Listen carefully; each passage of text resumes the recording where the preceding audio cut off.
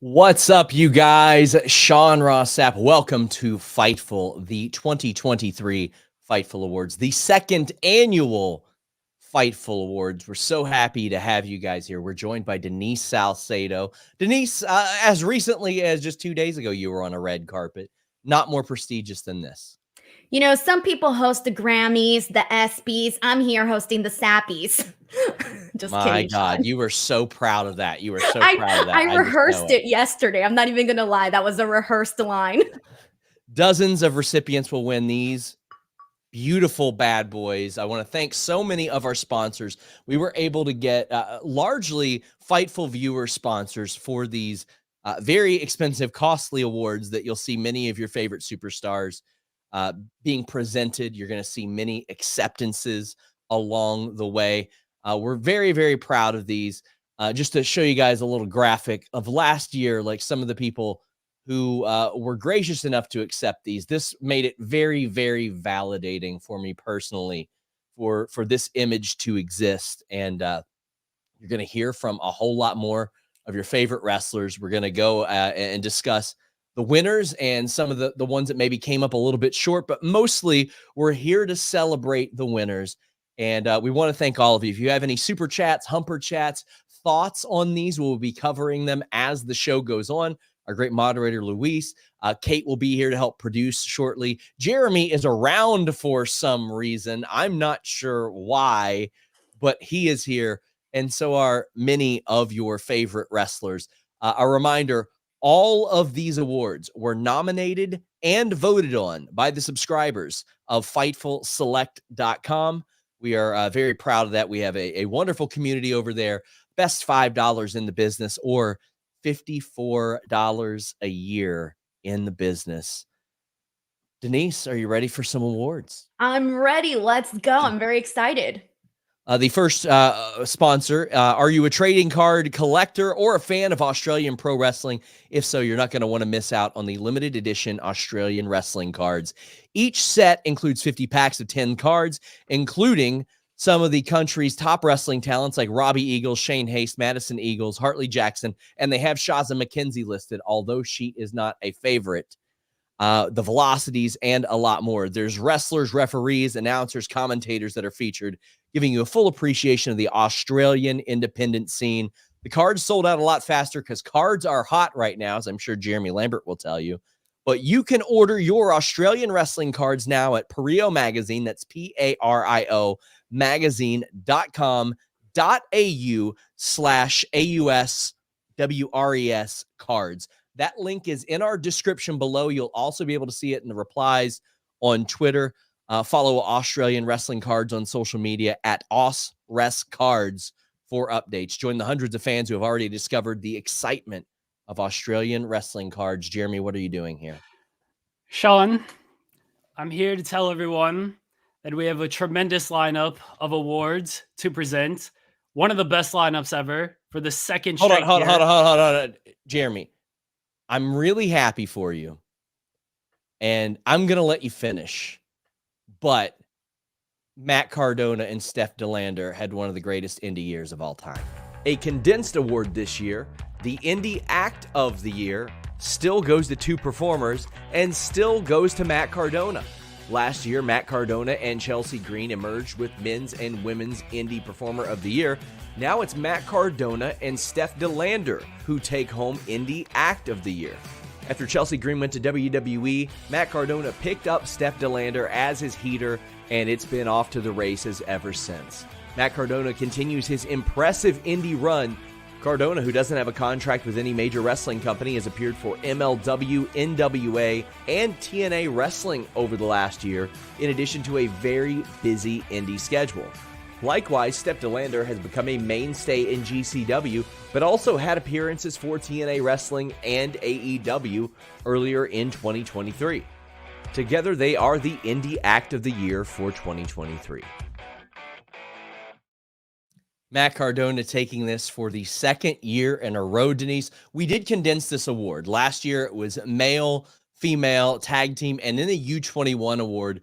We decided to condense that into Indie Act of the Year, and still a big reason being Matt Cardona. This goes to two people because they are booked everywhere, Denise. Yeah, man, I'm really happy for them. I don't think that anybody here can doubt the success that they have had. I mean, when we saw Matt Cardona on the red carpet for Cody Rhodes' premiere of his documentary, what was the first thing that we saw that Cody made sure to point out? It was that Rolex that Matt Cardona has, and he's definitely been killing it and, making those big bucks. So good for him and good for Steph DeLander as well. Some other highly voted people in this category: Effie, Allie Catch, who won last year Indie Tag Team of the Year; Brian Keith, who is now signed with AEW in some capacity; Jordan Oliver had a really great year as well. The indie scene is about to look a lot more robust as well. But let's hear from Matt Cardona and Steph DeLander. This is the indie god, Matt Cardona. I am the indie goddess, Steph DeLander. And you're looking at the winners of Best Indie Act. I mean, who else was it going to be, right? This is actually my second year in a row winning. And there's no way anyone's going to top us next year, right? Mm-mm. I mean, not Effie, not Ziggler, Nemeth, Ali, your boyfriend, Mance Warner. Nobody is going to beat us because we are the indie god and indie goddess till we fucking die. I would expect nothing less from them. We had a new category this year, Denise. I'm very excited for it. This one brought to you by Midnight in the Backrooms. What if a dead mall was literally a dead mall? Chris and Victoria find themselves in the mall they worked at as teenagers, stuck in the same snowed-in day in 1998 that never ends. The Evergreen Glen Mall, or as it's known on the other side, it's the EverMall. It's a feature-length audio play produced every year by Marissa McCool. Check it out at Spreaker.com. We have the link in the description below. Their old friends are back, and as these stores they thought were long gone, mall information is vague and cryptic. Their coworkers seem content to stay there forever. Their case manager is too busy swiping right on straight guys who manage to not have a dead fish in their profile. And there's something ominous and creepy about Things Recalled store. No one's ever in there, but no one ever was when it was open and alive either. There has to be more than life or whatever. Is anyone else out there? Check it out. Link in the description below. And I thought that was appropriate that Marissa McCool's feature-length play presented our next category, the documentary and film category. A new category this year, the documentary and film category, had many candidates from Monster Factory on Apple TV Plus to Wrestlers on Netflix to Dark Side of the Ring. A number of standout pro wrestling documentaries were also featured, but the Iron Claw took the prize. After receiving critical acclaim, A24's biopicture about the Von Erich family earned its way to the first ever Fightful Award in this category. Denise, the competition was actually pretty stiff in this new category. Now, we also have Best Talent Media as well, but we decided to create this one because there were just a wealth of wrestling documentaries and presentations, especially breaking through on mainstream TV, Denise. I completely agree. First of all, congratulations to the Iron Claw. I feel like this was a movie that had people that are wrestling fans and that know the story. Obviously, we're in anticipation of it. But on top of that, you had people that may not be pro wrestling fans that watched this movie and were like completely touched. I saw so many people talk about it that weren't even wrestling fans, and they just appreciated the work that was done here as well as the story overall, because it's a very heartbreaking story. Yeah, this broke through in the mainstream as well. And I mentioned some of the other presentations that did that. Monster Factory on Apple TV Plus, Wrestlers of OVW on Netflix. But then completely separate of that, there was a great Kurt Angle documentary. There was finally the Vlad the Superfan documentary that was so touching, so emotional. And then, Denise, a documentary that you and I attended the red carpet for, American Nightmare, which was outstanding. It was really, really great. The Iron Claw emerged through all those. It became a box office success in a movie that is full of heartbreak and a lot of that. We were able to hear from the director, Sean Durkin, who is accepting his award. Hi, I'm Sean Durkin, writer-director of The Iron Claw. I just want to say thank you so much for this award. This film came from being a fan since I was a little kid, lifelong fan of wrestling. I love this family. I love wrestling. And so to win this and be voted by you, the fans, is really meaningful. So thank you so much. Really appreciate it. Very clearly excited about this award is Sean Durkin. We thank him for his acceptance speech. A great wrestling seemed like it did push through in the mainstream a little bit more. Raw headed to Netflix next year as well. But it's not just films, documentaries, Denise. We also wanted to honor Best Talent Media, which is our next category, which takes a look at an awful lot of the things that pro wrestlers did themselves. But one of our viewers, Charlie Jenkins, brings us this award. I want to tell you all about American Wrestling 1989, a new novel written by one of Fightful subscribers, Charlie Jenkins. If you find the controversies behind the scene of pro wrestling just as interesting as what's on camera, you're going to devour this soap opera. The characters all work in the late 80s wrestling industry, playing bizarre gimmicks and psychedelic promos being delivered. When the cameras stop rolling, they're just human beings and they don't always get along. This audiobook is voiced by Holter Graham. You might know him as the favorite narrator of Stephen King's or as the voice of HBO. Click the link in the description to order this book from Amazon or spend a credit on Audible and listen to it on the treadmill. Pick up American Wrestling 1989 today. I bet you won't be able to go to bed until you finish the story. There is a link below where you can also check out an audio sample of this as well. And they present to you Best Talent Media. Last year's Fightful Award for Vlog of the Year, Talent Podcast of the Year, and Best Physical Media have been consolidated into the Talent Media of the Year Award. And its winner, RJ City for Hey EW. RJ's humorous interview series has exploded in popularity with millions of views across 2023 and gives us an excuse to have RJ City on Fightful again. Denise, I've dreaded this moment since I saw the results. Why? This is my, I guess, former Quizlemania tag team champion partner here, RJ City. Now, to give people a little bit of an example of what talent media is, we mean talent-based media, a talent podcast like Swerve City, or a video game, WWE 2K23, AEW Fight Forever. There's an awful lot there. A comic book that is drawn, basically talent-driven media. And I have to say, Denise, I think this was the right call. RJ City has done something very special with AEW. I mean, all the time when I go on social media, I see so many clips of the show and everybody just like laughing, having a good time. And every time I watch it, I always start laughing because it's always some random stuff on there that's very entertaining. So yeah, definitely well deserved. Well, you know that RJ City is going to accept this award.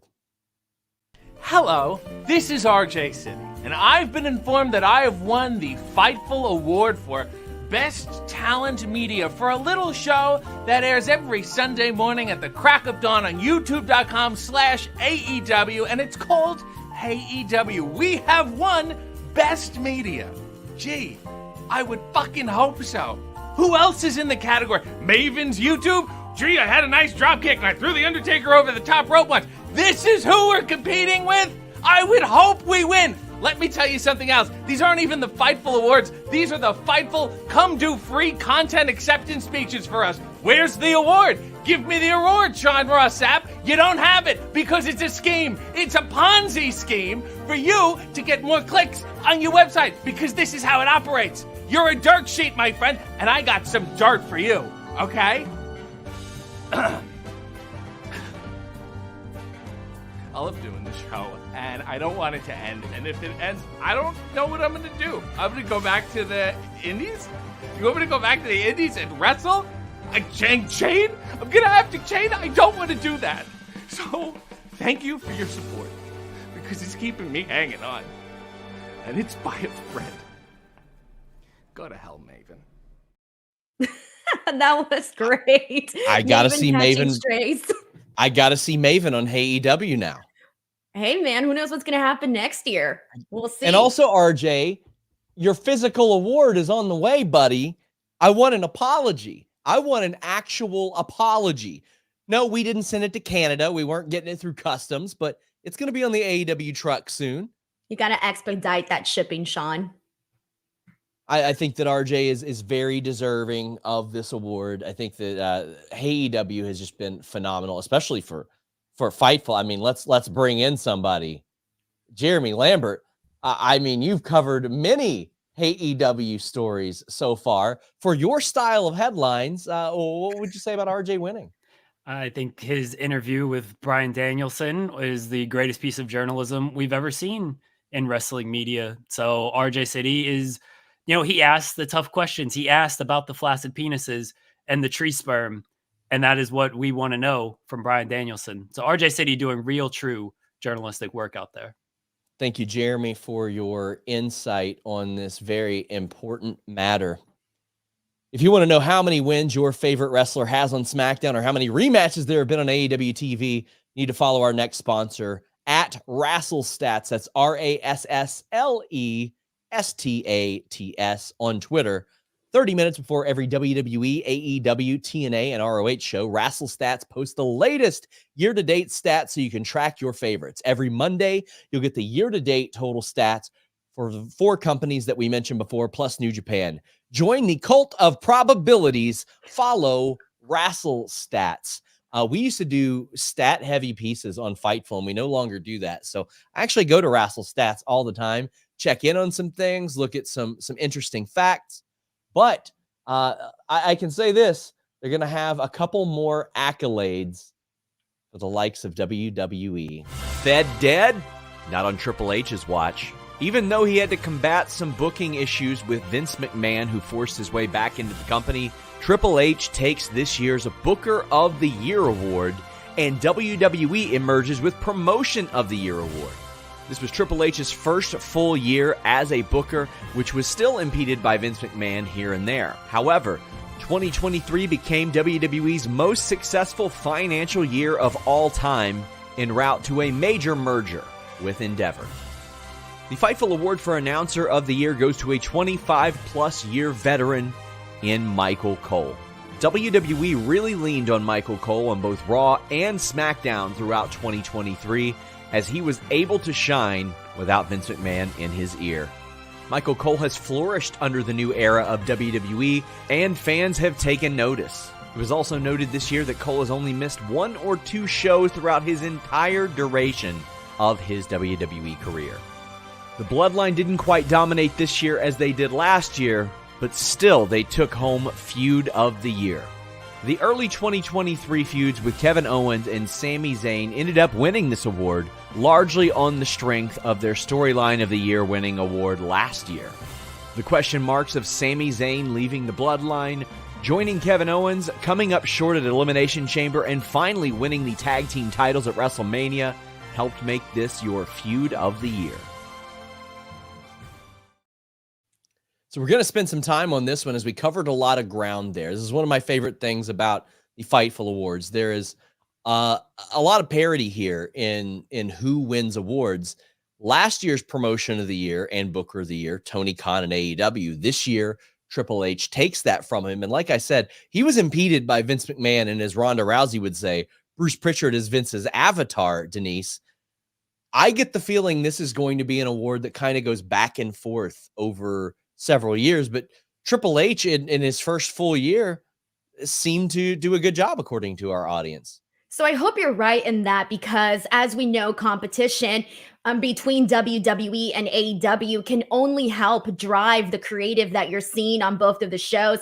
And for last year, when AEW won, so many of these awards, it was one of those things where it was like, dang, it kind of felt like WWE was sort of, falling at the wayside when it came to that. And so then this year we see them win Promotion of the Year, Booker of the Year. I really honestly did not know which direction this was going to go. And so when I saw that, I was like, oh, I was actually surprised because, AEW had a pretty good year too. They had All In at Wembley, they had All Out. So this year was really tough competition. Personally, I enjoyed that a whole lot because I feel like you're only going to try and get better and better. And so us, the people, us, the fans watching, we're the ones that are going to go ahead and enjoy that. But I have a feeling that one's going to be an interesting piece of conversation on social media because people are not going to agree and some people are going to agree. So I can't wait to see all of that. Oh, of course. And our next one will be as well after that. But this is one of those things where I'm hoping it goes back and forth. I want that competition to create satisfaction for the audience because AEW is created largely out of dissatisfaction for WWE. So I think it's evident that there has been, the cream rising to the top in that sense.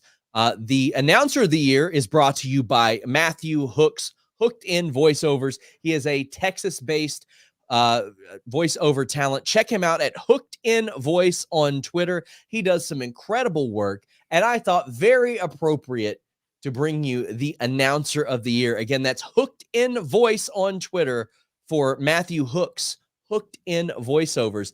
It goes to Michael Cole, and this is another situation of being largely left unimpeded what you can do. We saw some glimpses of it years ago at like Beast in the East and stuff like that, where we were like, oh, Michael Cole's really, really good at this and has a great personality. There are some other ones. Excalibur won this last year. Ian Riccaboni was very high in our voting this year. I feel like if Ian Riccaboni would have been featured on Dynamite more, there's a chance that he could have competed and won this. But I think that on Collision and ROH, limited on Collision and ROH kind of probably prevented that. But what do you think of Cole winning?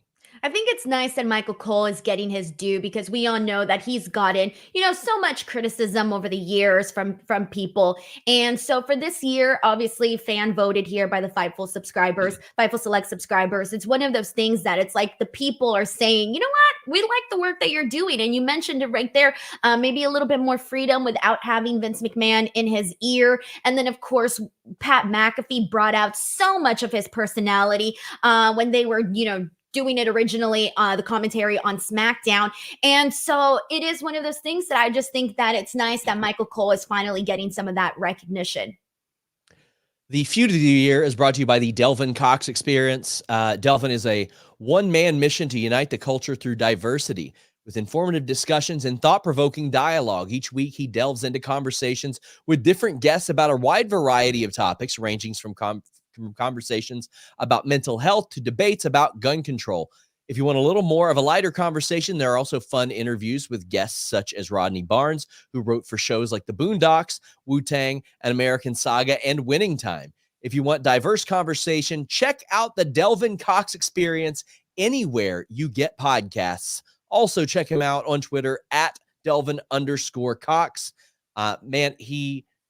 He's a wonderful dude. I've interacted with him numerous times. I love that we have Fightful viewers that are jumping in on these. Check out his podcast. He does a great job over there. Kevin Owens and Sami Zayn. So they largely feuded with the Bloodline the first quarter of this year. And it was such a hot storyline, Denise, and such a hot feud that a year later, it's getting voted in as Feud of the Year. This is one I also think that might cause a little bit of controversy compared to some more recent storylines.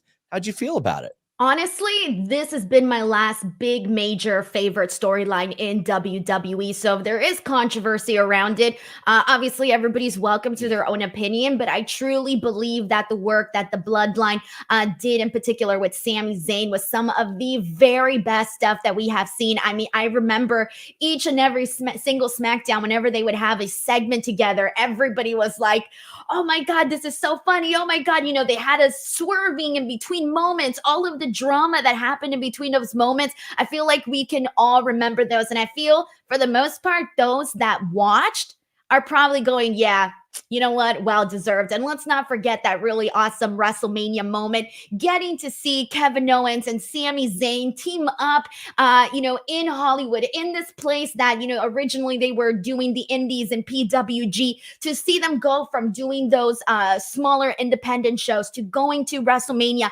main eventing WrestleMania, and coming out with tag team champions together as a friend, and also, for their careers themselves. I thought it was a beautiful moment, and I'm so glad that this one won here, because it was a damn good one and a damn memorable one. It was so emotional. The first tag team title match to ever main event at WrestleMania. We've seen tag matches do it, like Hogan and Mr. T against Orndorff and I forget Piper. Yeah, like we've seen that, but we hadn't seen a tag team title match headline WrestleMania, and I thought that was special. I thought that was great. I love it. And I know there's going to be a lot of AEW fans that are upset, but no worries, my friends. Your event of the year is one of the biggest events in wrestling history. AEW All In. Surrounded in controversy from the number of ticket sales, attendance, and fights backstage, AEW put on an incredible event headlined by MJF versus Adam Cole. FTR and the Young Bucks put on a classic. CM Punk versus Samoa Joe stood out. Bullet Club Gold against the Golden Elite impressed. Sting likely had his last stadium show appearance. Will Ospreay defeated Chris Jericho. Saraya brought Queen back to Wembley. And an incredible stadium stampede all led to this being your event of the year.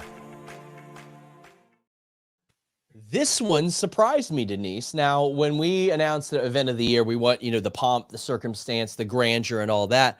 I actually thought All Out a week later was way better. I was about to say the same thing, honestly. I thought that All Out was just a way stronger pay-per-view, but here's the thing. This is why All In won. All In won because it was the first of its kind for AEW to go out and sell out Wembley Stadium. Like, that was massive. And Sean, you and I were both there, and just being in Wembley Stadium, it felt larger than life. I had never been in an AEW setting where it felt as big as when we would go to like WrestleManias and whatnot. Like, it had that kind of vibe, that kind of feel. And I remember talking to fans, and they were all coming from different parts of the world. And truly, unless it's WrestleMania, like for the most part, you don't really get that. Like, people from all of these different countries. It was so freaking cool. And even though I did think that the All Out had the better wrestling on the show, I think All In had the value, the importance for the company and what it meant, because it was a huge milestone, but it also just had the grandeur, the magnificent aspect when it comes to putting on a big show like that. So I think this one was deserved in that sense, for sure. Yeah, I thought it was the second best AEW show of that week. I thought I would have had WrestleMania Night 1 ahead of this as well, personally, because I thought that was a very special show. But also, I was at All In, and I remember it differently than most other people, because I was working on a story that night. I was working on the Brawl In story. I was breaking that as we were in the press box. Were you next to me that night? Really, Sean? You forgot that I sat next to you the entire freaking show? Thanks. So there you go. So you were watching that unfold in real time as well, as we started to learn more about that. I did think it was a solid show, though, and I'm glad that it won, because it does help establish that grandeur as well. Our next award. Are you a fan of women's wrestling? Are you an AEW freakazoid? Well, my brother in Sting, do I have the blog for you? AEW.one. That's AEW.one. AEW.one is the AEW Women's Division blog. It's a website and YouTube channel dedicated to discussing the issues and prospects facing the AEW Women's Division. Fightful readers are smart, intelligent wrestling fans who want to hear from critics that aren't just cynical grifters. You want nuance, you want introspection, and you want it from a source that is passionate about women's wrestling. And they're not just opinions and analysis, but plenty of ideas for creative directions, fantasy booking, for all you nerds out there. That's AEW.one. Yes, .one is a legitimate URL. AEW.one. It's free, no ads, no special codes, some grammar mistakes, but no paywall. Well, AEW is taking home a few more, Denise. This award shows you it ain't over until it's over. Timeless Toni Storm wins Women's Best on Promos. After not being featured heavily in promos for most of 2023, the timeless Toni Storm character took off after August. Her quick hit promos, references, and vignettes all contributed to her being a runaway victor in this category and helped lead her to another AEW Women's World Championship. ROH taking home a big award this year for Women's In-Ring Wrestler of the Year, Athena. The former Ember Moon was featured sparingly on AEW TV outside of Dark Elevation Proving Ground matches and a few Rampage and 0 Hour matches. However, she was the standout of ROH. A dominant world champion, her impressive storyline with Billy Starks led to the two main eventing the ROH Final Battle pay-per-view en route to Athena taking home Women's In-Ring Wrestler of the Year. So the Women's In-Ring Wrestler of the Year is brought to you by Wrestling Wine Down, a Black female-founded merchandise brand and podcast based out of Las Vegas, dedicated to pro wrestling and their favorite adult beverage, wine. Wrestling Wine Down, ran by Lowe, has recently stepped into the world of wrestling merchandise. We all know merch typically caters to the male demographic, but Wrestling Wine Down's mission is to provide cute, quality merchandise to the world of pro wrestling. Wrestling Wine Down is celebrating their 5-year podcasting anniversary this year. If you want to stay up to date with Lowe and Wrestling Wine Down, listen to the podcast on all your favorite streaming platforms. Keep up on X or Instagram at WWDcast. That's WWDcast. Or check out their merch store at shop.wrestlingwinedownlv.com. That's WINEDOWN. Cheers, my friends. Athena, Denise, won this award as a Ring of Honor star with very limited exposure. Like that is special. Not somebody from Raw, not somebody from Dynamite or SmackDown. It's an ROH world champion who was dominant all year. And that was a really tough one to win because there has been a lot of women across the board that have truly been killing it. So for her to come out on top, that's a really awesome testament to her work for sure. And it's one of those situations where, yes, Rhea was champion for the majority of the year. She didn't wrestle as much. Bianca had some time off. There were some big players in AEW that had some time off. But Athena earned it completely regardless of any of those things. She was so good in the ring. She main evented pay-per-views. She delivered over and over again to the point to where people are asking, where the hell's Athena on Dynamite? Let's get her on this show. Well, Dynamite might not have her, but we do. Here's Athena. Hello, minions.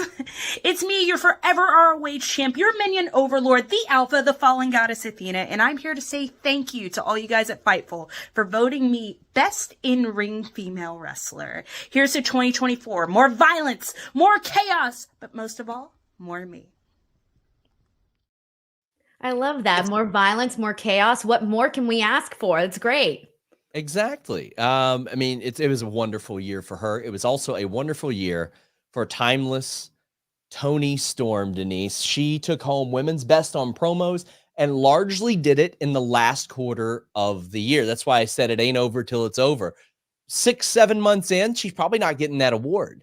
And then once she lost the AEW championship, her career really took off. And I mean, there's some stiff competition there as well. Britt Baker didn't cut promos this year, though. She was last year's winner. Becky Lynch would have probably been everybody's odds-on favorite. Rhea Ripley is a top character on WWE Raw and is cutting promos all the time. But what do you think of Toni Storm taking this one home? I think that Toni Storm completely wowed us with this character. And on top of that, AEW has done a really good job of enhancing the Toni Storm character through the black and white, through the little things where she tosses to commercial, to the little interactions that she makes with her face during her matches.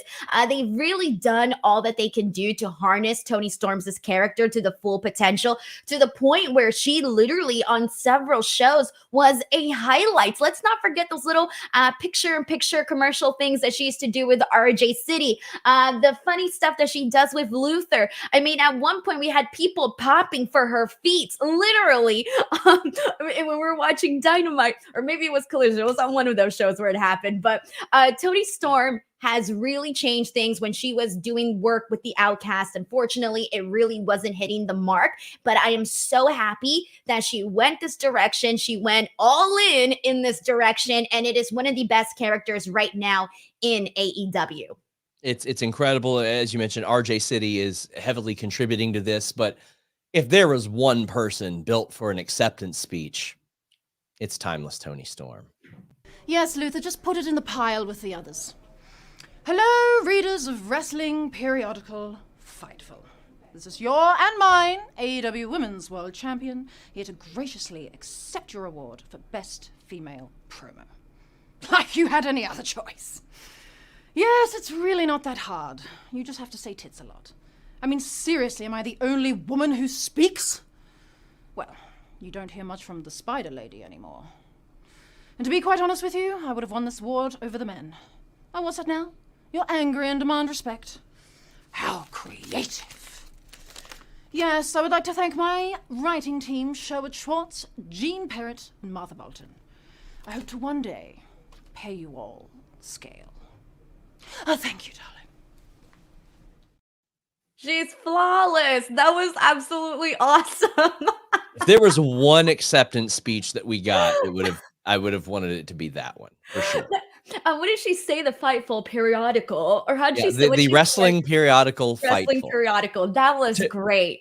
To clarify, like she could have won over the men. We just divide those, so it wasn't there's no like best overall promo. So she did a phenomenal job this year. We were honored to have timeless Toni Storm, but Denise, I think WWE is fighting back. But before that, the next set of awards brought to you by West Australia's mighty Brewcha Libre Brewing Company. Just like Luchadores, their beers have their own unique stories to tell and come from all walks of life.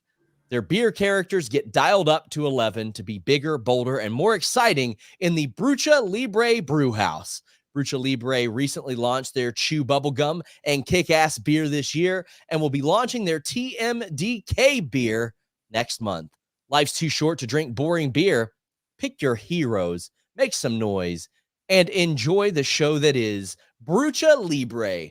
For more, visit brewchalibre.com. That's BREWCHALIBRE.com. And follow at BrewchaL on Twitter. That's BREWCHAL on Twitter. And we thank them for sponsoring our next set of awards. Chelsea Green becomes a two-time Fightful Award winner. In 2022, she won the Indie Women's Wrestler of the Year award as she was finishing up her independent run before secretly signing with WWE, as Fightful reported.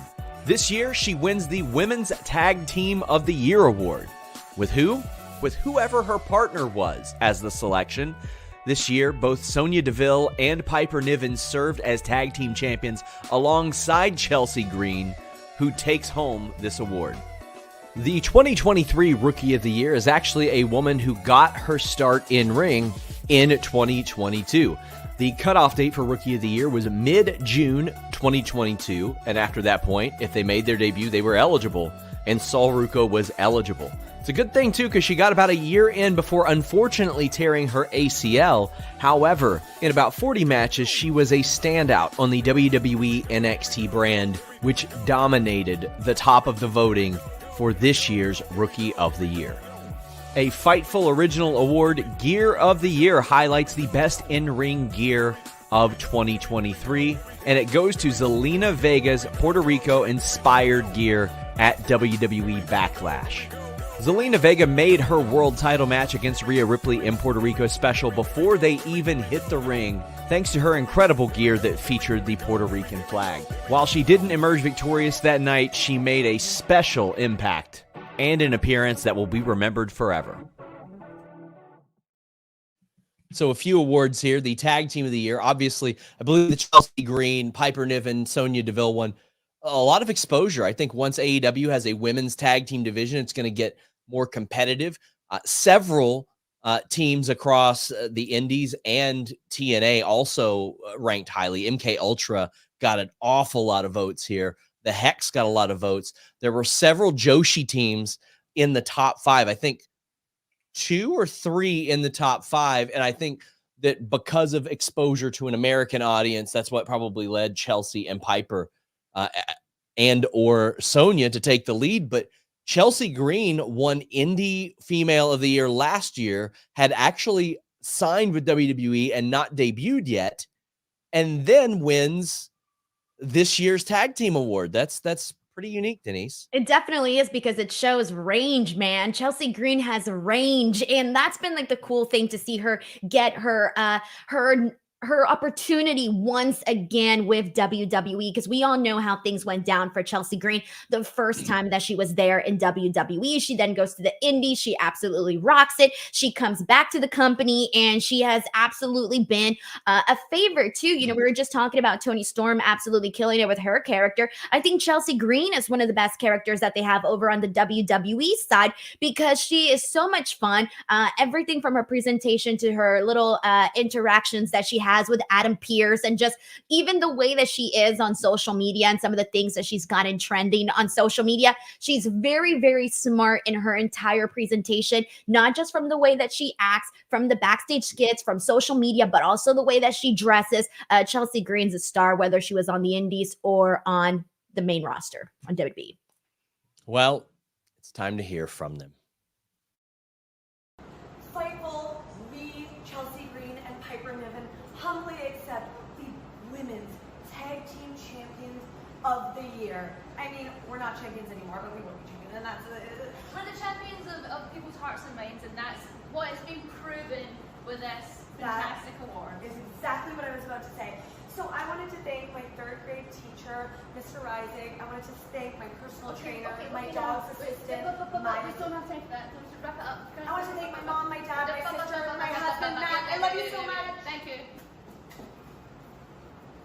It's just women's tag team of the year. It's just women's tag team of the year. It's not women's tag team champions of the year, but we'll accept it. We'll take it, Chelsea. Wait, the big thing that I got from this is her dog has an assistant. Yeah, of course her dog has an assistant. It's Don't amazing. be ridiculous. It's amazing. Yeah, her dog chewed up a Mankind figure of Matt's while we were on the air one time.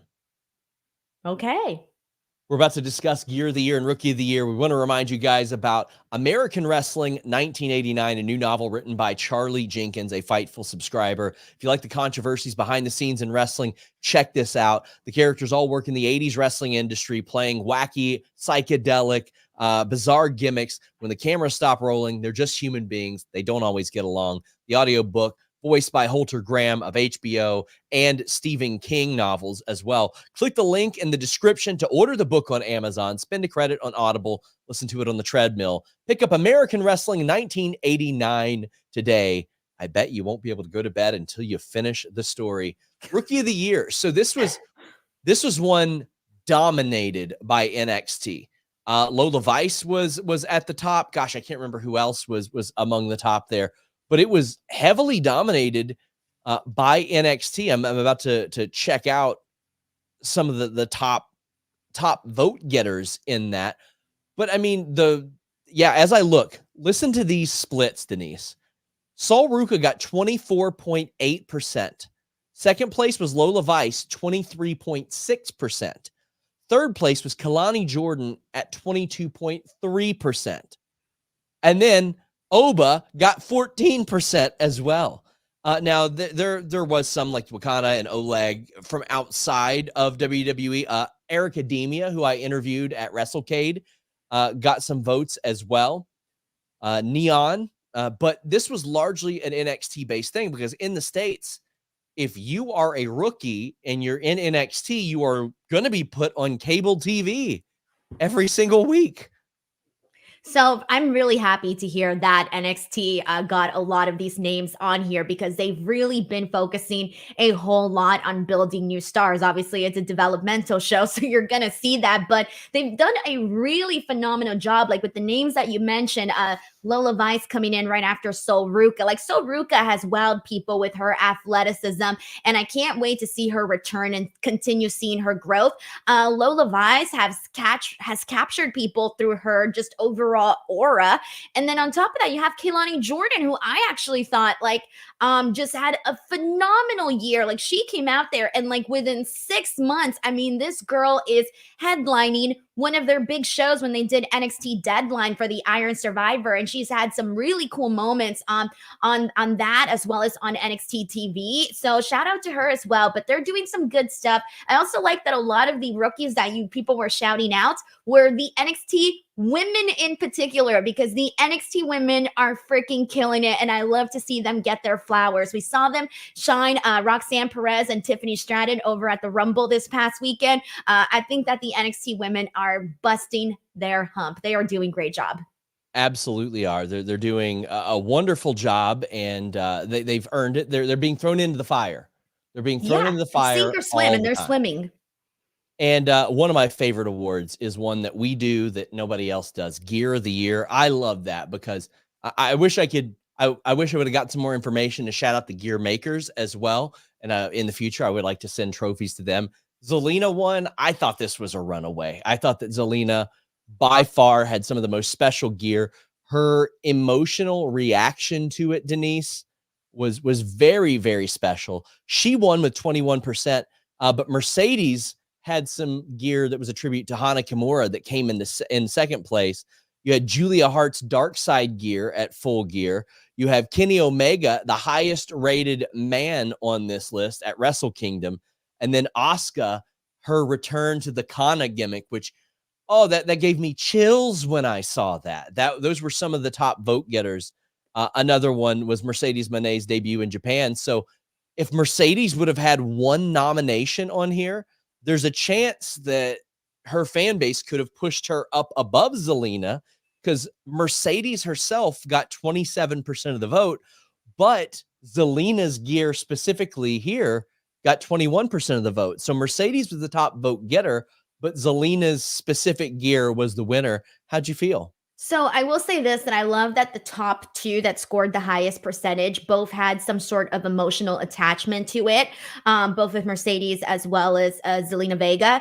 And I spoke to Zelina Vega this weekend, and we talked about her gear, and she was just telling me how, like, the moment that she got into it, describing the emotion that surrounded all of it and how hard it was for her to like not cry when she was out there. She even made Rhea Ripley emotional out there. And I'm sure if you guys go back and pay attention to some of their facials during that match, you'll probably catch it a little bit more. But I think that everybody in there connected with Zelina Vega during this moment, because everybody comes from somewhere. Everybody represents something. And Zelina Vega was representing where she came from and who she is. And I think a lot of people really connected with that. And on top of that, you had this very wow moment with her and the, having the Puerto Rican flag. And she's just like taking it all in. It was like she was opening her arms to everybody there. And so I thought that was just a really nice moment. The Pacific Wrestling Network comes from Portland, Oregon. They are sponsoring our next set of awards. They present Glorious, a pro wrestling podcast. Your hosts from Bell to Bell are two of the nicest boys based out of Portland. Glorious gives you the hot tag into the world of professional wrestling, featuring predictions, recaps, hot takes, and segments. They're as fun as they are informative, with coverage across promotions, both global and local. Whether you're a seasoned fan or a casual spectator, Glorious Wrestling Podcast has you covered. Glorious can be streamed on Spotify, and other Pacific Wrestling Network content can be found at Pacific Wrestling Network on Instagram and X. Get ready to step into the ring of laughter. Go toe-to-toe with a fun pro wrestling podcast. Don't be a jabroni. Be glorious. That's at Pacific Wrestling Network. And we've got a couple of familiar names taking home the same awards back-to-back years, Denise. Say yeah? FTR did it again. Tag Team of the Year and Tag Team Match of the Year. This time with Bullet Club Gold on AEW Collision. We already know about FTR, but Switchblade Jay White and Juice Robinson teamed up for a near hour-long classic with FTR on a formative edition of AEW Collision. This leads to FTR being the first ever back-to-back winners of Fightful Awards in the same 2 categories. Probably not a surprise here. These are 2 that I think are almost foregone conclusions. Dax is now a 5-time Fightful Award winner, Denise. He won 3 last year because last year he had such an incredible year for 2022. He won men's in-ring singles performer as well, if you remember. Yeah, I remember. So 5 times he's won awards. That Bullet Club Gold match was unbelievable. And I spoke to Dax about these awards. He's very flattered by them, obviously, but he was like, man, I thought people might have forgotten about it. And I was like, no, I don't think so. Juice, funny enough, he doesn't do social media, doesn't have social media, any of that. And when I told him, hey, you guys won this award, people really loved the match. I remember he had told me after the match, he goes, oh, that's great. Usually people on the internet hate me. And I was like, you really don't do social media, do you? Because everybody loves you, man. It's like people really like you.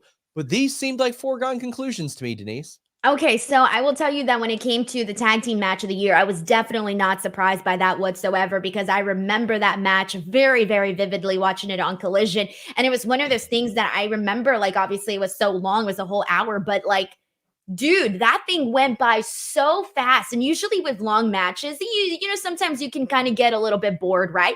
Hells no, not with this one. With this one, I was more interested as the time went on. They did such a phenomenal job at storytelling during this match. This was one of my favorite matches that I saw in AEW, period. Like, it was up there in my top favorites. And so I was very happy when I saw this one win here for a tag team match of the year because that was an awesome match. Just incredible workers, incredible to have in wrestling, and we are very thankful that Dax is here to accept his award. Over the last decade, myself and Cash have tried our hardest to leave a mark on professional wrestling, I guess more specifically tag team wrestling. And when you have a dream from when you're in the 3rd grade to now at 39 years old, and you're allowed to live that dream, that's a great accomplishment. But when you're allowed to supersede all that and win accolades with that accomplishment, man, that's a dream come true.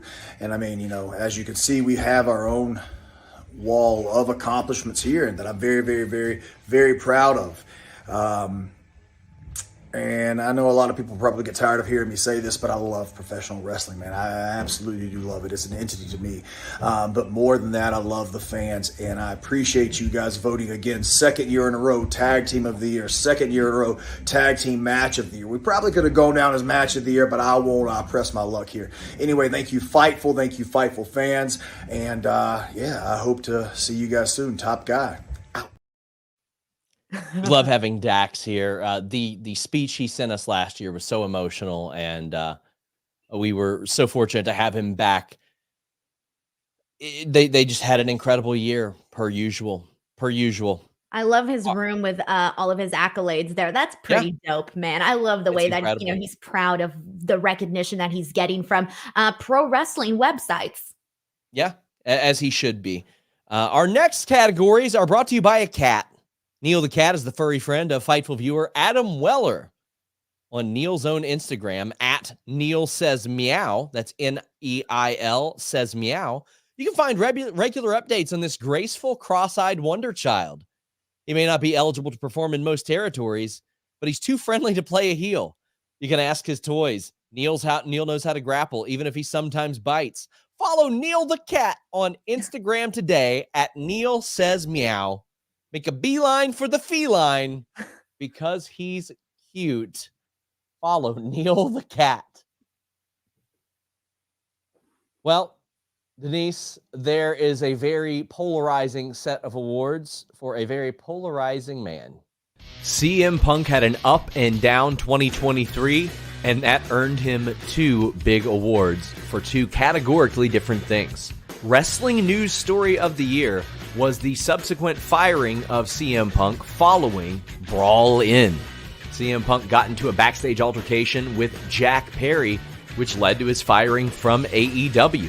However, as a result, just months later, it led to what was the Moment of the Year winner in the Fightful Awards, CM Punk's wild return to WWE after a full decade.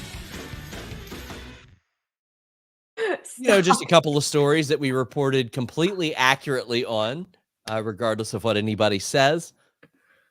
So CM Punk, funny enough, this is his Fightful Award for Feud of the Year. I've had conversations with Punk, and it's very funny because you can tell he just doesn't want to travel with the award, because I'll be like, hey, yeah, by the way, I got this Fightful Award. No response. None. But MJF had once pitched me just sending it to him, and I was like, you've got enough of these, okay? You've got enough of them. So what are you going to do with them? Well, I mean, this one, we didn't have one made. We weren't going to have one made for, here you go, here's a trophy for getting fired. But it is Wrestling News Story of the Year. I don't know, give it to me, maybe? I broke the story. So, okay, that's true. Go. Wait, you know wait, when you think about that, Sean, it's true, because you mentioned when Zelina Vega won her gear, you were thinking about giving it to the costume designers. Yes. So this is Wrestling News Story that you broke. So technically you should take the award. So, you know what? I was there in the press box next to Denise. Denise witnessed this happen. It was insane. I got a message that said this night is going to be just as bad for you as All Out was. And I said, and I quote, shit, out loud in the press box. I broke the story. I'm very proud to accept this award. Also, I will accept the other one because media literate people know that I reported accurately on the CM Punk situation. It was moment of the year because they did do a good job keeping the surprise. However, talent didn't know until moments before. PR didn't know until shortly before. They cleared everybody out of the back. It was such a unique element of surprise that I don't know if they're even going to try to replicate. But look at this, Denise. I'm a 2-time Fightful winner. I got to clap or else I'll lose my job. Look Sean. at this. Thank you. Let me tell you, though, I will say this. It was very exhilarating to be there, sitting next to you, seeing you break this story, because I was seeing as the information came in and seeing you write out your little Fightful Select post and what you were putting out there. And the whole time I was just sitting there going, my God, it felt very cool to kind of get to see all of that. So yay. And to the Survivor Series thing, I remember there were maybe a few people that I even told what I had heard the week before. And I remember the Monday before Survivor Series, I was like, Denise, remember that I'm telling you this. Triple H and CM Punk had a 1-hour conversation this weekend. And then there you go. He's back. And also, I do want to say that I love comedy. So to me, it was very funny how the first award was, part of it was getting fired. And then the next one, it was the image of him going, I'm here, I'm in WWE. Yeah, I'm back. Two polar opposites. That was hilarious, man. He did all that before Jack Perry even came back. Unreal. I know. Unreal. I know. Awesome. By the way, can we just talk about that moment? CM Punk in WWE. I know how things turned out. Unfortunately, he's injured. But regardless, that moment was shocking and exciting. And whenever we get moments like that in pro wrestling, I'm so very stoked about it. That was an awesome moment that legitimately had a lot of people just like with their jaws on the floor. So really great stuff. Our next set of categories, once again, brought to you by Matthew Hook's Hooked in Voiceovers. Please check him out. I'll have Kate put his Twitter handle up on the screen, but he is a voiceover artist based out of Texas, does an incredible job there. Hit him up for all of your voiceover needs. As I'm waiting for the Twitter handle. Kate, where is it? Well, while we're here, Sean, we can give a shout out to Jennifer Griffin as well. Yes, we should. Jennifer Griffin. But first off, I want to shout out Hooked in Voice on Twitter. Matthew Hooks does an incredible job with this voiceover work that he does. I would know, Denise. I would know. I've done voiceover work in the past, as you know, as well. So I want to thank him a lot for sponsoring 2 awards, which are up next. The Mogul Embassy affiliates end up being a major success as Prince Nana wins Manager of the Year and Swerve Strickland wins Best Individual Promo alongside Hangman Page for their incredible face-to-face promo. Prince Nana, who was largely out of pro wrestling for years, reemerges, signs a new AEW contract, and is now indispensable as a part of the Swerve Strickland act. In late 2023, Swerve Strickland and Hangman Page engaged in a violent feud that saw Swerve looking to take all of the things that Hangman Page had wasted. This led to their promo of the year.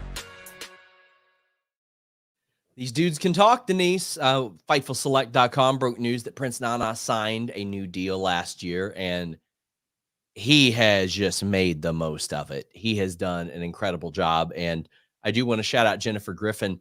There were several sponsors that she paid for. She's a big supporter of Fightful and of Grapsity, and she sponsored a certain amount, and she was like, hey, if there are people that need some shout outs and they can't afford it, or they need a little help, here you go. I want to shout her out because she is so wonderful. She is so important to our community, and that is a wonderful, selfless thing that she did. So shout out to her for that.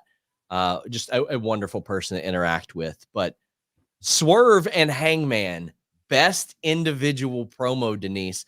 Swerve was a guy who wasn't known for his promos in Lucha Underground or MLW, and not really NXT until the Hit Row thing started, but largely that was character work. Now we are seeing him show week after week that he can cut some incredible promos. And let's be frank, the guy that was on this award show with us last year, Will Washington, is a big contributor to that as well. So incredibly proud of the work that he's done.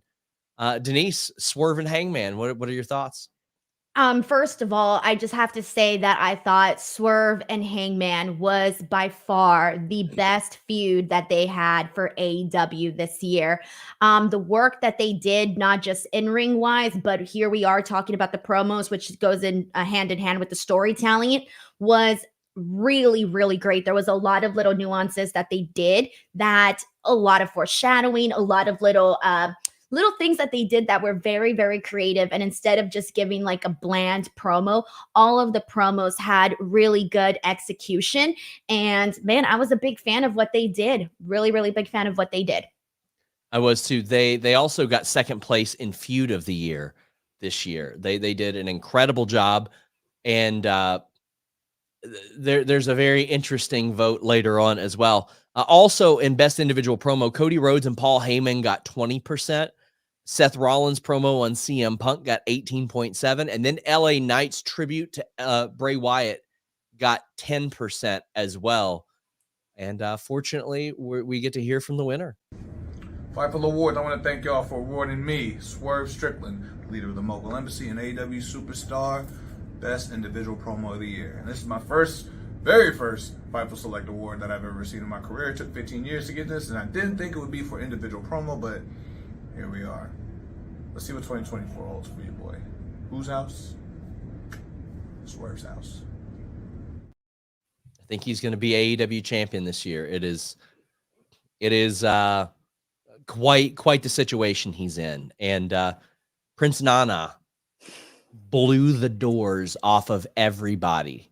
He got 64% of the vote, Denise. The next closest was Paul Heyman at 29%. And then Don Callis had like 6%, because there weren't a lot of other managers that got nominated. It was the 3-man race, and largely it was a 1-man race. All due respect to Paul Heyman. To see Prince Nana, who a lot of people are discovering wrestled like enhancement matches back in the day, he was largely out of wrestling for years and years, Denise. I didn't think I was going to see Prince Nana back, and that's not a slight on his abilities. He's always been good. But he has added so much to this act and added so much to this show. And I think it's really incredible what he's accomplished. And he got a dance over. You know how hard it is to get things over? He got a dance over. Come on now. Well, that's pretty cool. Denise, he sure did. Hey, this message is for all of my good friends over at Fightful. All of the readers, all of the supporters, Prince Nana and my whole team, we want to say thank you. Thank you for making me the manager of the year, for 2023. Hey, we're going to have a party for the rest of the year, my friends. Hey, thank you very much, Fightful. I appreciate it. And to all the readers, I love you. Oh, that was so sweet. He is having so much fun doing this. And that's one of those things you look at and you're like, that's why you do it. He's having a blast. He's adding to stories. He's making things better. You can tell he was legitimately happy about getting recognition for it. I could tell through his acceptance speech. Our next award, again, brought to you by Pacific Wrestling Network, presenting Glorious, a pro wrestling podcast. Your hosts from Bell to Bell are two of the nicest guys out of Portland that you'll ever meet.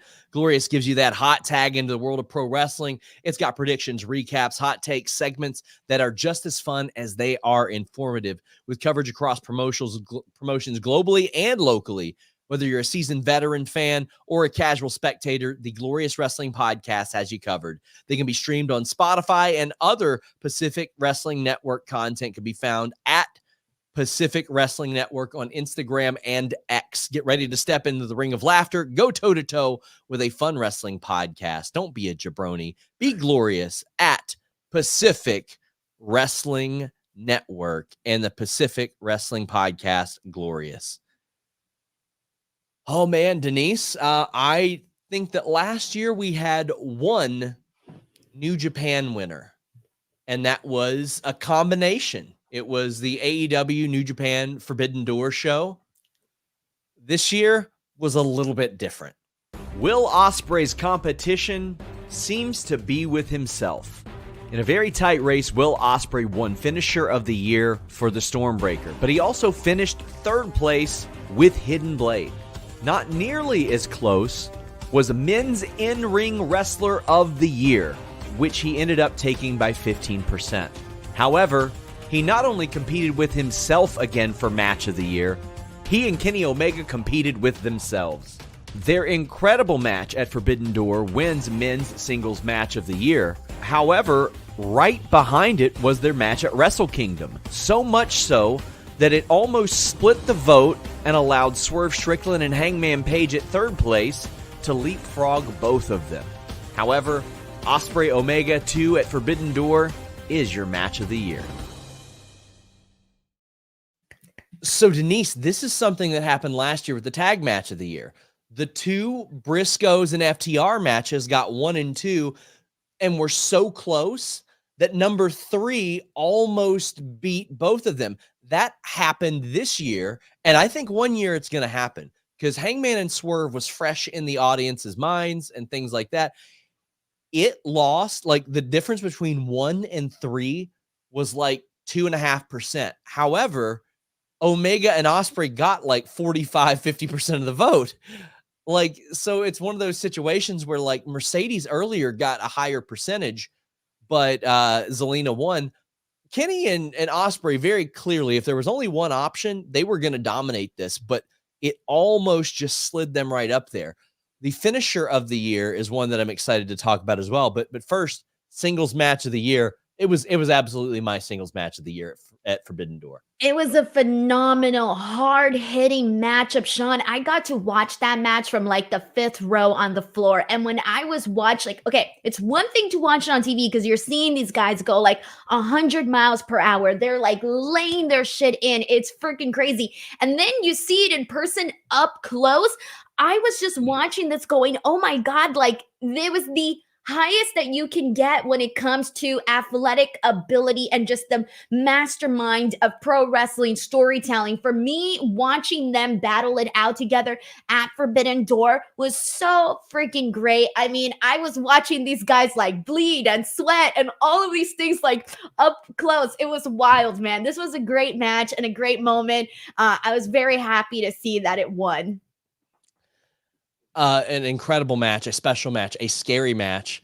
His finisher of the year is another one where it got split almost because Hidden Blade is also a top finisher. So this award was 18.7% the Stormbreaker. 14.3 was Hidden Blade. Right in between that, at 16.5 was Kenny Omega's One Winged Angel. So between the two of them, they took that one as well.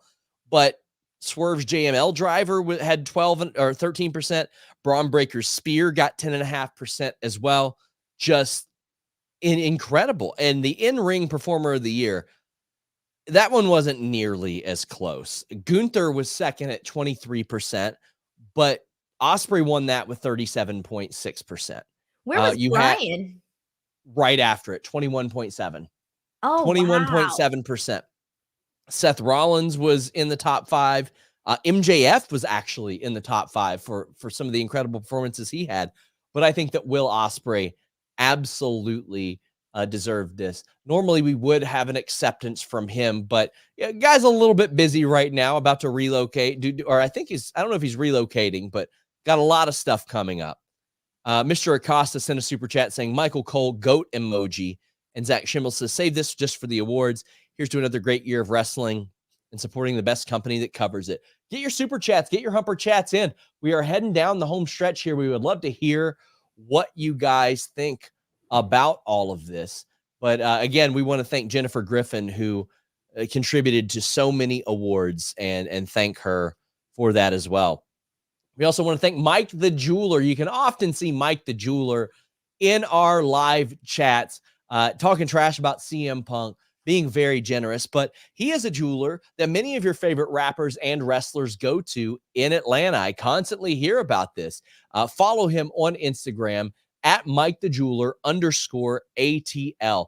He will jewel anything else. He's been talking about putting jewels on a pair of shoes for me, for those of you who know that I'm a sneakerhead. But he is so incredible at his job. He's a great supporter of Fightful. And even if you're not into that, check him out at Mike the Jeweler _ATL and see some of the incredible work he's done. You'll see like Rick Ross pop up there, Swerve, Parker, like all kinds of people that just show up and get their stuff done by Mike the Jeweler. Denise, here's a few that will be polarizing as well, but he's taking home some more hardware. He's better than you, and you know it. MJF becomes a second-time, 3-time winner of the Fightful Awards. One with Adam Cole as a part of Storyline of the Year, as the two had a budding rivalry that turned into a friendship, that turned into a long-time storyline that revealed Adam Cole as the devil. That wasn't it. MJF wins men's best on promos for a second consecutive year. However, he also emerges with the men's overall performer of the year, which encapsulates in-ring ability, promos, and general performance. MJF is now a 6-time Fightful Award winner. The leader in Fightful Awards, I can tell you that when I informed him of this, he was surprised because he's under the impression that everybody on the internet hates him. And I was like, well, I think that you should understand that there is an audience that understands what you went through and what you put your body through. And there are some people of who that storyline wasn't quite for, obviously. But then there are a lot of people that liked the approach of it, that liked the slow reveal. How about you, Denise? I mean, I feel like there was a lot of great wrestling. There were not as many incredible stories throughout this year as maybe in years past. Right. So we were just talking about right now the Hangman Page Swerve Strickland story. That was a really great one too. But I think that the Adam Cole MJF one, here's the thing about it. Like, this was your main event for All In. Like, let's think about that. And on top of that, we're talking about men's overall best performer. MJF has always been stellar when it comes to the mic work and everything that he does, right? We already know that he's a promo guy, but I feel like MJF is constantly proving over and over and over that he's also a great professional wrestler, because let's not forget some of the best matches that he has had. I thought he had a lot of really good matches defending his AEW championship. Let's not forget that awesome match with Bryan Danielson. That was so much fun. The 4-way at Double or Nothing. I think that MJF has done really good work, and I was very happy to see him get overall performer. I was going to ask you, though, who got runner-up for best promos for men? Because I was trying to think of who that would be. That is a good question. I will pull that up. But okay. Yeah, the men's overall performer of the year. I mean, it was 19%. Yeah. It was 19% for him, 16 for Swerve, 15 for Will Ospreay, 14 for Gunther. Like the top 5 were all separated by a few percent. It was very, very close. In ring or the best promo, like, I mean, you almost know that he's going to win that. He won it by 32%. Christian Cage was second at 25%, 25.7%. Eddie Kingston was third, 22%. You had LA Knight and Cody Rhodes in the top 5 as well. And Moxley was also nominated. But yeah, and also on the women's side, Toni Storm got over 55% of that vote. Becky Lynch was second, Rhea Ripley third. Athena actually was fourth.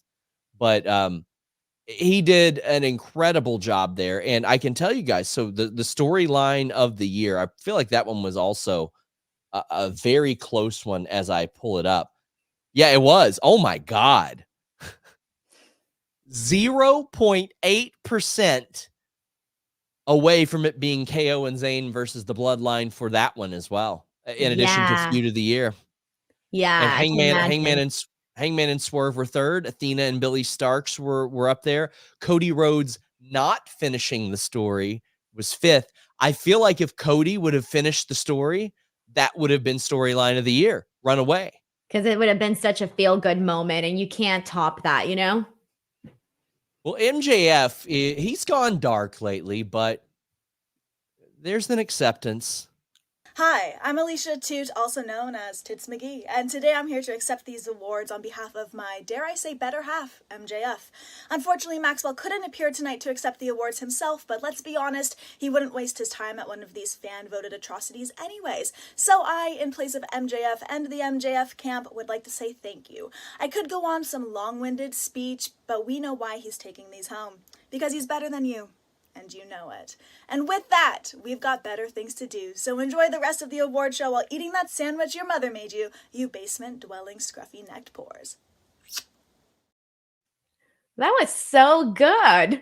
Yeah, it sure was. She called us poor and said that we smelled. Hey, I ain't including myself on that list. I ain't out here eating no sandwich. Not yet. Maybe afterwards. Thank you, Alicia.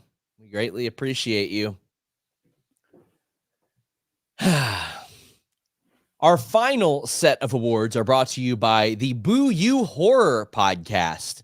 Boo You Horror Podcast is a comedy horror movie podcast hosted by ghost hunters Michelle Tate and Los Angeles comedian Mark Gabaldon. Live, laugh, love horror. Listen wherever you get your podcasts and follow on all social media platforms at Boo You Horror Pod. I almost said podcast, but it's at Boo You Horror Pod. And I have to say, that is probably the best name for a podcast I have ever seen in my entire life.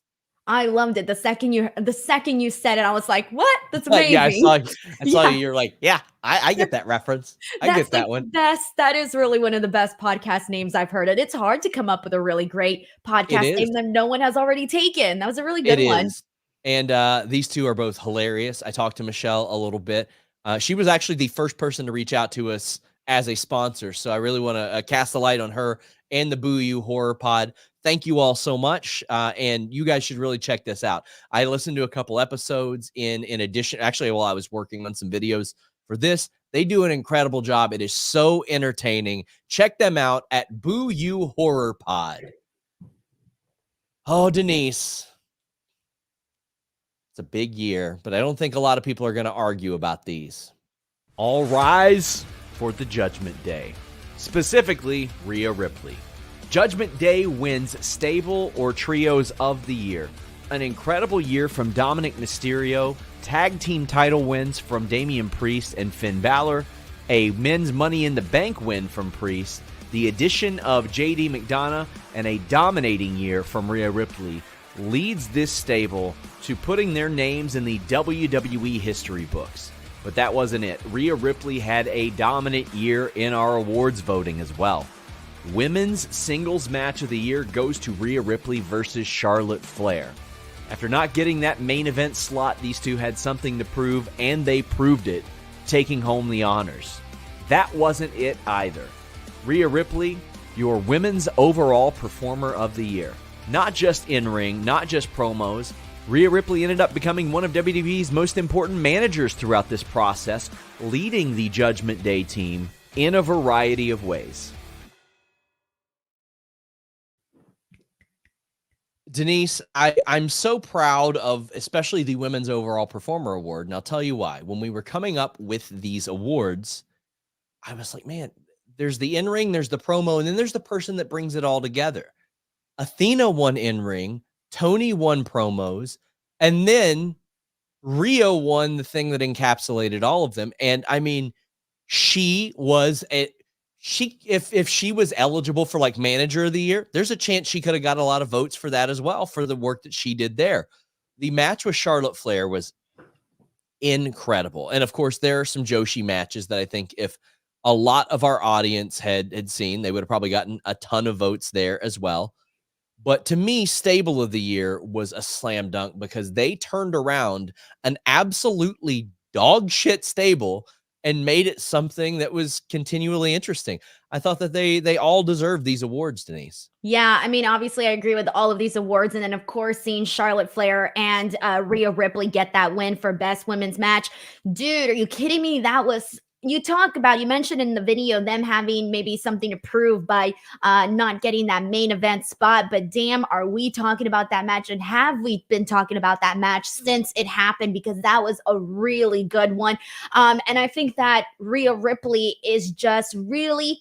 This year, I know she's always been somebody that people have been a fan of. I know we were always talking about the potential, right? No, this year was the year that Rhea Ripley became a star.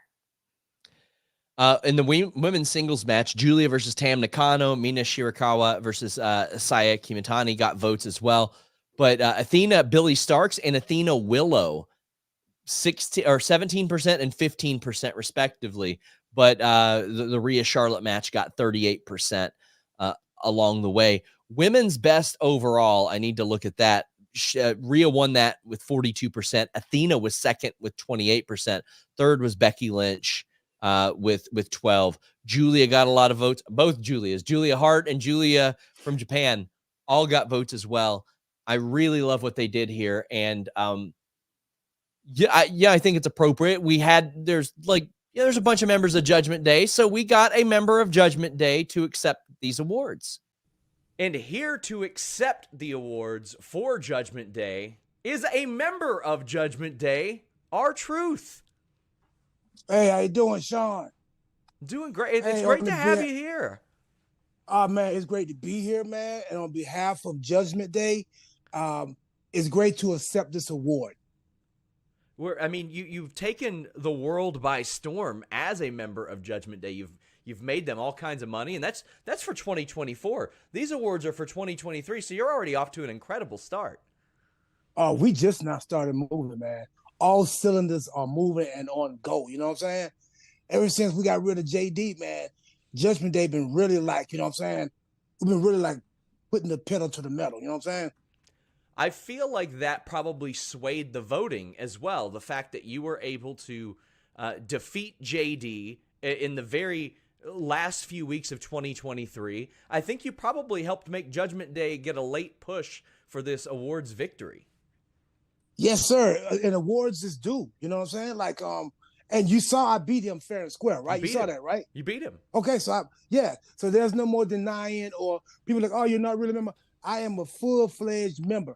I'm out here hustling and selling these T-shirts, man, getting them off. I done gave everybody they cut. I forgot to get Rhea her cut. I'm going to get Rhea her cut when I see her. You know what I'm saying? I'm letting her do her thing. Her and Buddy, they're just chilling. Her and Dirty Dom taking trips everywhere, you know what I'm saying, having fun. I'm going to give her cut. I got, you know what I'm saying, Tom and Nick, I got them. Judgment Day is moving. We want to congratulate you so much. I fully credit you for these award victories. And good luck in 2024. Thank you. And I will accept Rhea's too, because she best women's match, right, with Charlotte. Yeah, okay. Best women's match with Charlotte and best women's overall performer. See, that only the way Judgment Day can do it. You know what I'm saying? So I'll take the award and I'll be giving her a cut of the T-shirt money at the same time. R-Truth, thank you so much. Oh, no problem at all, man. Great to see R-Truth, a longtime member of Judgment Day, accepting these awards, Denise. And accepting Rhea's award, too. Yeah, we do have a super chat from In So Great that says, thank you for all the entertainment and information. Watching the growth over the years, both the Fightful team and Denise's channel has been fantastic. Looking forward to many more years. Well, we want to thank you guys so much for... I'm told that... Oh, hold on one second, guys. Hello everyone, it's Rhea Ripley here, and I just wanted to say a big thank you to Fightful for the 3 awards that Mommy won. First of all, being Female of the Year, then having Match of the Year with Charlotte Flair at WrestleMania 39, and then, Stable of the Year as well with the Judgment Day. And I heard that R-Truth was trying to accept my awards for me before, and I just want to say that you're not a part of Judgment Day, so what the hell are you doing? Do not accept things for Mommy. Mommy can accept them for herself. I'm a full-grown woman. I can do it all by myself. You don't have to grab nothing for me. And by the way, I've seen that you've been paying my boys, huh? Paying all of them except JD. I haven't seen anything. Where have you been? You scared of Mommy? You don't want to give me my money? It's probably a smart idea because you can't pay me to like you. You're not in Judgment Day, Truth. I'm so sorry. Ouch, heartbreaking. Sorry, Rhea. I had nothing to do with the R-Truth thing. That was AI with my voice. It was fake. I didn't do anything. Didn't do anything there. So I just want to thank Rhea for being gracious and accepting that and cutting off R-Truth, which I want to reiterate, I had nothing to do with. Tim McFowl says, congrats SRS, Denise, and the SJS for the entire Fightful family. Best awards show ever. Tony, Chelsea, R-Truth, Fightful is for everyone. And Mr. Burt Wayne says, hey, brub, Gorilla Press stopping by to say hello. The winners tonight have all been great choices. MK Ultra had my vote. I voted for him as well. ROH Women's Tag Team of the Year, the Renegades, Charity Event of the Year, SRS versus Shasa McKenzie. Oh, could you imagine? Oh, I want to thank you guys so much. These awards are very, very important to me because, again, the talent that we cover is very important to me, and it's important to Fightful, and we want to cultivate that positive environment. We're so proud. I think we shipped 28, 29 awards. I've got to deliver some in a couple of weeks to some WWE talent as well. So you should see some talent showing off theirs in the coming weeks as well. But Denise, it was a good year. Every year we've worked with each other has gotten crazier. We started in 2019. 2020 was the COVID year. 2021, we started to travel again and Punk came back. 2022, well, the Vince thing happened. 2023, the Vince thing happened. 2024, the Vince thing happened. So it just keeps getting crazier and crazier every single year. God. What can I say? It was a very fun year in pro wrestling. There was a lot of news stories that broke, a lot of really big major moments, but also a lot of really great wrestling that we saw. And let's not forget that, because that is, I know there's so much drama, there's so much, there's so much going on, but when it comes to the pro wrestling itself, we truly had a great year. It doesn't matter what promotion you watched, every promotion brought something that was, entertaining. Everybody has different tastes in the wrestling that they watch and the programming that they watch. And I think everybody got a little bit of what they like throughout the entire year. So that was very, very cool to see, because there were so many matches, so many moments that I loved. And I know that everybody did here too. I'm told Dax is on Instagram Live unboxing his awards. So I'm excited to check that out. Also, as far as crazy years, 2021, there was the Punk thing. 2022, there was the Punk thing. I think you get the picture. Guys, thank you all so much. I appreciate you all so much and all of the support that you guys provide us. I hope you enjoyed this award show. If you can, do us a favor. Head over to Fightful's Twitter. Retweet not only the awards announcements, but the sponsors as well. Please check out our wonderful sponsors. And also, let people that are complaining know it was a fan vote. It was a subscriber vote. Yeah, again, behind the paywall. It was a subscriber vote. Behind the Until next- paywall. Go to hell, Denise. Until next time, we're out.